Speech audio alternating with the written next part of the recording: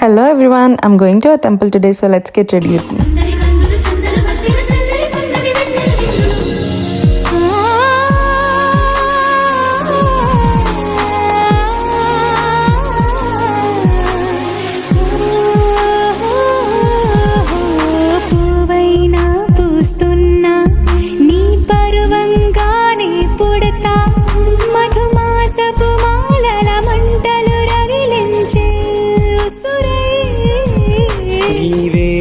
మదిలో వాడా నేనే నీ నటనే రాగా నా నాడుల నీ రక్తం నడకల్లో నీ శబ్దం